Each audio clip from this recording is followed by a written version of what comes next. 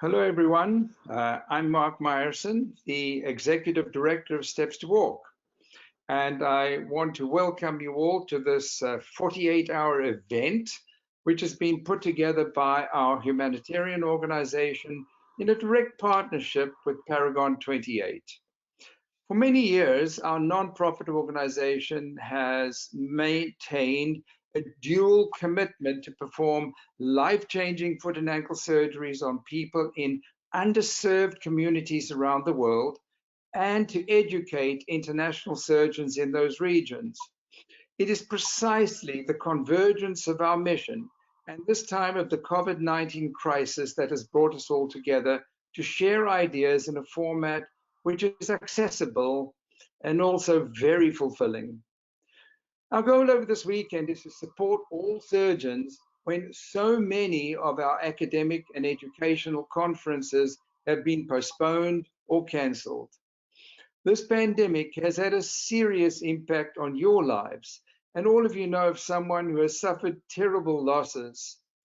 We recognize the need to bring us all together in a way that will sustain you, our colleagues, and we are committed to this by providing this important educational opportunity free of charge. I want to thank all of the speakers and moderators who have done so much on such short notice to participate in this Congress. Many of the speakers have taken the time to record their presentations since they are working today on the front line of this pandemic. This event could not have taken place without the partnership between Steps2Walk and Paragon 28 and their various support teams.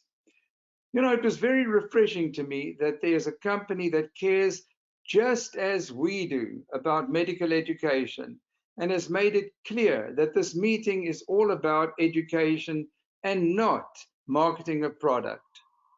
I'm going to talk briefly about our nonprofit organization, Steps2Walk.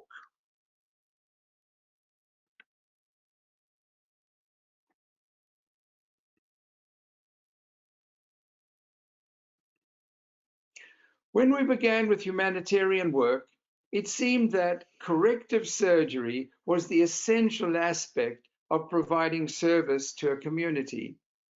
In some countries, the crippled are doomed.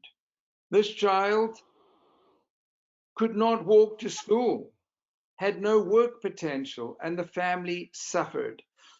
You know, as surgeons, this is what we enjoy doing, but this is not going to do very much for the world in the long run.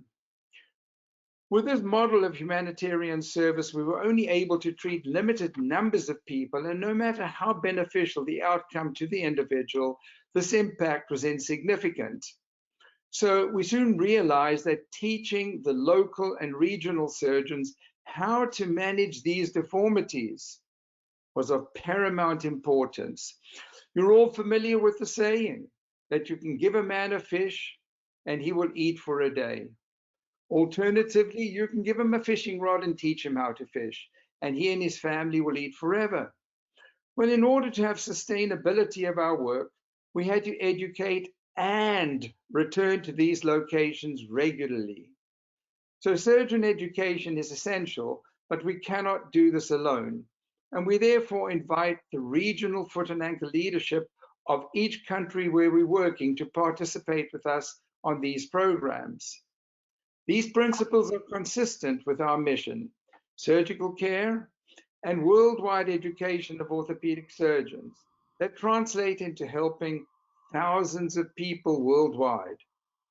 These are the current and future sites in the world where Steps2Walk is working. We take 4 surgeon volunteers with us on each humanitarian program, and all programs are relatively similar and take place over 5 days. The first day consists of conferences, lectures, and case discussions. And on the second day, we examine generally about 40 patients and select those who will be operated on, but supplemented with methodical and extensive hands-on teaching of the regional doctors attending the program. Throughout the day, there's an emphasis on teaching, which is really the essence of what we do.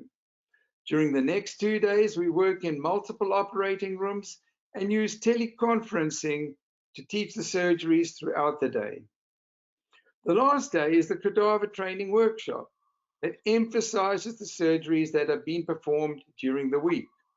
This reinforces the teaching and ensures that the surgeons are able to manage these problems independently.